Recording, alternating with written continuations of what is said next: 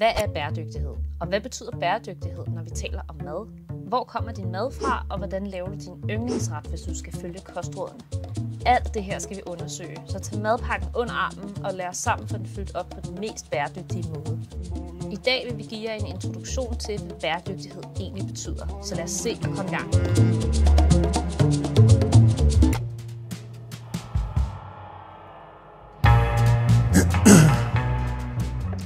Vi mennesker er ikke verdensmestre i at passe på vores jordklode. Og man kan sige, at det er en skam. Så det her det er Mytebosserne, stedet hvor jordkloden kan give os mennesker tilbage af vores egen medicin.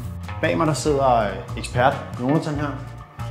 Og så sidder der to kvikke folkeskoleelever, Alma og Alexander, som skal svare på spørgsmål fra professor Jonathan. Svarer Alma og Alexander rigtigt på spørgsmålene, så bliver professoren overdynget med konfetti. Svarer de derimod forkert, så får de selv konfetti skudt direkte ned fra moder jord. Så kan vi smage på vores egen medicin. Som vi godt ved, Alma og Alexander, så skal vi have cykelhjelme på. Fordi det her, det kan komme til at gøre en masse. Så hvis vi lige starter med at montere cykelhjelmen på hovedet, klik dem godt til, så er vi klar. Og Alma og Alexander, hvor gamle er de her? 12 og 11, og I går på Harskov Skole. Dejligt at have. Vi starter med et spørgsmål, jeg tænker, I kan relatere til fra jeres skoledag. Og det handler om madpakker, der bliver smidt ud. Og i Danmark, der smider vi ret mange madpakker ud. Og I har jo som sagt 3 svarmuligheder, og I skal trykke på den knap, I tænker, at det må være det rigtige svar. Og den første mulighed, det er, smider vi 51.000 madpakker ud i Danmark om året. Så skal I trykke på den her. Det andet er 61.000, så trykker jeg på den her. Og den tredje svarmulighed er den her, hvis I tror, vi skal smide 71.000 madpakker ud i Danmark. Og inden I trykker, så skal I bare vide, at jordkloden giver igen. Så I skal virkelig snakke godt sammen. Jeg tror det er den der. Jeg tror også den. Men det kunne også være den der. Vi tager den. Så I siger 71.000. Så er det spændende at se, hvad jordkloden siger til det. Ej, det var korrekt! 71.000 madpakker bliver der smidt ud i Danmark. Og jeg tror, der kan være mange grunde til det. Måske at ens forældre smider ens madpakke, og man får for meget mad med i skole, og så smider man bare det ud uden at tænke sig om. Og det er også godt, at man ikke spiser så meget, man får ondt i maven. Ens krop skal jo have det, den har brug for, men heller ikke mere. Og så kan det være, det er en god idé at snakke med ens forældre om. Vi skal sørge for, jeg skal kun have 2 madder med i morgen, i stedet for 3 madder. Bæredygtighed handler om, hvordan vi passer på vores jord, så den ikke tager skade af den måde, vi lever på. Vi skal altså kun bruge de ressourcer, som vi har, og ikke mere. Mit navn er Camille, og i dag skal vi snakke om bæredygtighed. Når man taler om bæredygtighed, så kan man sige, at der er 3 forskellige måder at være bæredygtig på. Og de skal alle sammen være i balance. Den første er økonomisk bæredygtighed, og her handler det om, at vi ikke skal bruge flere penge, end hvad vi har. Så er der social bæredygtighed, og her handler det om, at vi skal ikke arbejde mere, end vi kan holde til, og at vi arbejder under gode forhold. Og så er der den sidste, som er klima- og miljømæssig bæredygtighed, og det er den, vi fokuserer på i dag. Her handler det om, at vi ikke skal bruge flere ressourcer, end jorden kan holde til. Fordi den måde, vi lever på i vores del af verden, den har ret store konsekvenser for livet på hele jorden. Og det er altså både for mennesker og alle levende arter. Faktisk er den måde, vi lever på i Danmark ret hårdt for vores planet. Vi bruger rigtig mange ressourcer, som f.eks. træ og vand, og vi køber rigtig meget nyt, selvom vi ikke behøver det. Og så smider vi også rigtig meget mad ud. Og det er alt sammen noget, der kræver meget af planeten at producere, så vi overforbruger altså de ressourcer, som jorden har. Men det kan vi heldigvis lave om på. Og nu vil jeg vise dig, hvordan vi begge to kan hjælpe med at bringe tingene tættere på en perfekt balance i forhold til den mad, vi spiser.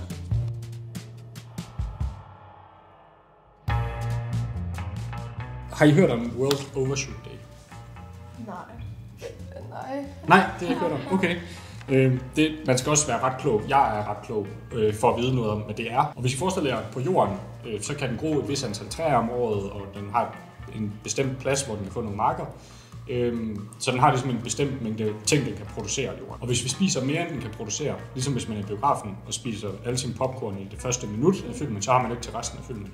Så er det det samme, hvis man spiser mere, end jorden kan producere den første uge af året, så har man ligesom ikke mad til resten af året. Og man siger så, hvis vi nu kommer til at spise alt maden på det her tidspunkt, lad os sige i juni, så mangler vi jo ligesom mad til resten af året. Og så er det vores World Overshoot Day. Så en World Overshoot Day er den dag, man ligesom har brugt alle jordens ressourcer. Og i Danmark, der spiser vi alt for meget, og vi forbruger alt for meget. Så vores World Overshoot Day er ret tidligt på året, så vi forbruger faktisk flere jordkloder, end der findes. Så hvis alle mennesker spiser ligesom vi gør i Danmark, så vil vi ikke have nok ressourcer på jorden. Og jeres spørgsmål, det I skal svare på, det er, hvor mange jordkloder skulle vi bruge, hvis alle får brugt lige så meget, som vi gør i Danmark? Skulle vi bruge 2,5 jordkloder? Skulle vi bruge 3 jordkloder? Eller skulle vi bruge 4,2 jordkloder? Hvad tror I? Hvor mange jordkloder tror I, vi forbruger? Det er for meget, tror jeg. Det er for meget. Hvorfor tror du det? Det ved jeg ikke. Danmark er et meget lille land. Ja. Men det er så, hvis alle mennesker får brugt lige så meget, som vi gør i Danmark. Ja, men jeg tænker også, altså, jeg synes, det der det er virkelig meget. Men jeg føler også godt, det kunne være den der. Ja, for 3 er også ret meget. Ja. Ja. Så I siger, hvor mange? 3. 3 jordkloder forbruger vi om året i Danmark. Lad os se.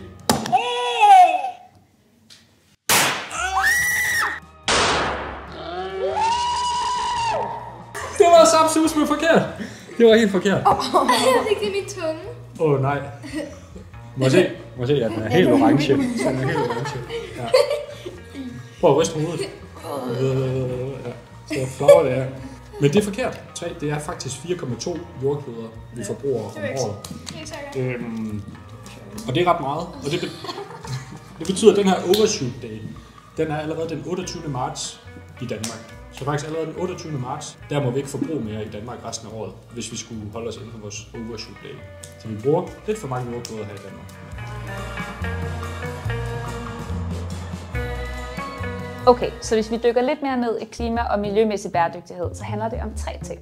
Der er klima, miljø og biodiversitet. Men altså, Camilla, er det egentlig bare 3 ord for det samme? Det forstår jeg godt, du spørger om, men det er faktisk forskelligt, og nu skal du høre. Hvis man for eksempel tager oksekødet, forestil dig en hvid dug, din yndlingstallerken med den blå stribe, det flotte sølvtøj og måske et lille stearinlys. Du skal til at spise en roastbeef-mad, den der med remoulade og ristet løg på toppen. Du skal rigtig hygge dig.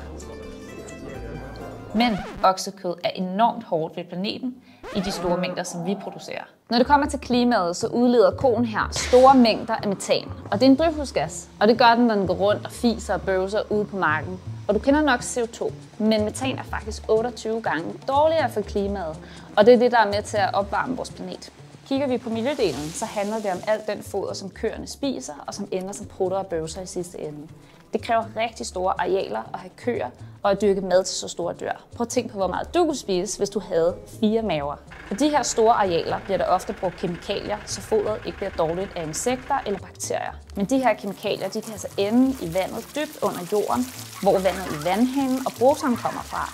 Og det er en miljøudfordring. Man kunne også lave koens marker om til vild natur, for det vil være en god biodiversitetsløsning. Og biodiversitet det handler nemlig om, hvor mange forskellige planter og levende arter, som lever samme sted, og jo flere, jo bedre.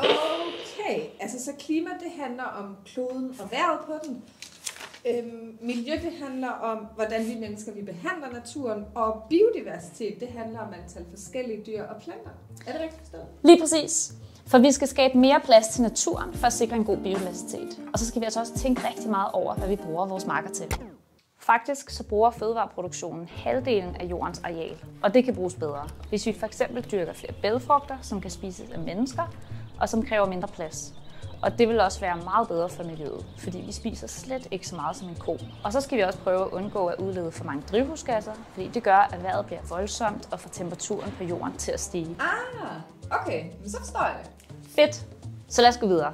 Du og jeg kan ikke ændre så meget på selve produktionen af fødevarer, men noget vi kan ændre på, det er, hvis vi spiser lidt mere efter kostrådene, og hvis vi prøver at smide mindre mad ud. Vi smider alt for meget mad ud. I verden der smider vi 931 millioner tons mad ud om året. Og hvis vi så kigger på Danmark, så er det 1/3 af vores mad, som ryger direkte i skraldespanden. Og hvis vi kigger på jeres madpakker, så er det altså 26 millioner madpakker om året, som ryger direkte i skraldespanden. Og det er altså 71.000 madpakker om dagen. Og det er altså ikke så godt, fordi når vi producerer mad, så bruger vi energi, og vi bruger ressourcer. For eksempel hvis vi kigger på rugbrød. Det skal først plantes og høstes i markerne. Så skal det males til mel og laves til brød og bages i ovnen. Så pakker vi det ind i plastik, og så transporterer vi det til supermarkederne i store lastbiler. Alt det her, det bruger energi. Og hvis vi så glemmer at spise brødet og smide det ud, fordi det måske er blevet for tørt eller for gammelt, så er al den energi altså blevet spildt. Og det er rigtig dårligt for klimaet. Okay, men altså, det er jo ikke mit ansvar, og jeg kan jo ikke styre alt det her. Det er rigtig godt, du siger det, fordi det er nemlig ikke kun dit eller mit ansvar. Vi skal alle sammen leve bæredygtigt, og alle har et ansvar. Vores politikere har et ret stort ansvar for at lave love og regler, så at landmændene kan producere mere bæredygtigt. Og så skal supermarkederne også blive meget bedre til at købe mindre mad ind, så de smider mindre mad ud. Og så kan du og jeg også hjælpe med at bringe jordkloden tættere på balance. Men hvad kan du så egentlig selv gøre? For det første, så kan dig og din familie prøve at blive lidt bedre til at bruge jeres madrester i nye middagsretter. Fordi det er både spild af penge, og så er det rigtig dårligt for klimaet at smide maden ud. Og for det andet, så kan du prøve at hjælpe lidt til derhjemme i køkkenet, for at gøre jeres middagsretter lidt mere klimavenlige. Og det kan I gøre ved hjælp af de kostråd, vi har. Fordi de kostråd, vi har i dag, de er faktisk både gode for vores sundhed, men også for klimaet. Så hvis du følger de nye kostråd, så kan du faktisk reducere din klimabelastning på kosten med op til 45%. Så det er altså en kæmpe forskel, vi kan gøre, hvis vi følger kostrådene og spiser efter dem.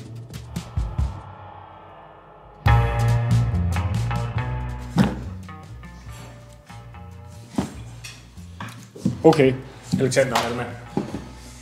Vi har i Danmark nogle kostråd. Ved I, hvad kostråd er? Ja. Ja. Hvad er det? Det er sådan nogle anbefalinger om, hvad man skal spise og sådan noget. Og det er præcis det er. Og det næste spørgsmål, vi skal til, det handler om, hvor meget kød danskerne i gennemsnit spiser hver uge lige nu. Og vi har forberedt noget kød til jer, I kan se her. Og den første valgmulighed, det er, spiser danskerne et halvt kilo kød om ugen? Det er den her.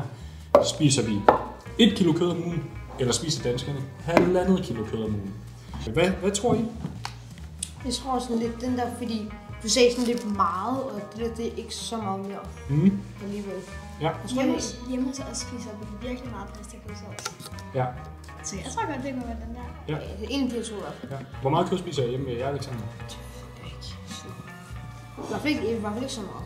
Det bliver ikke klart. Okay. Men I får meget pasta med kødsovs hjemme med dig. Så I kunne sagtens øve sådan en her hver i løbet af sådan en uge hjemme med dig. Ja. Okay. Hvad skal vi sige? Ja. Okay, vi siger... Okay. Vi siger 1,5 kilo.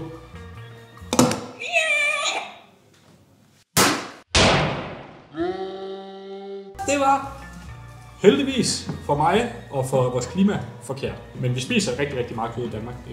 Men vi spiser ikke 1,5 kilo, vi spiser gennemsnit 1 kilo kød om ugen. Og kostråden anbefaler 350 gram, som er endnu mindre end det her. Ved I, hvorfor man skal spise mindre kød? Kender I nogle af de årsager? Hvorfor man anbefaler det? Nej.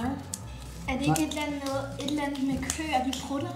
Jo, blandt andet køer de prutter, så køer de udleder rigtig meget metan, som er en drivhusgas. Og det er jo det her drivhusgas, vi skal have mindre af. Og derudover, så kan I også godt se, at mennesker vi kan spise grøntsager lige direkte fra marken. Men lige nu der putter vi dem ind i en ko, og så skal koen spise en masse grøntsager, før vi kan spise den. Så hvis vi ligesom tager koen ud af kæden, så vi bare putter grøntsagerne direkte ind i menneskerne, så skal vi også bruge mindre plads på markerne til at producere. Så det vi ved nu, det er, at jorden er i ubalance. Men der er heldigvis håb.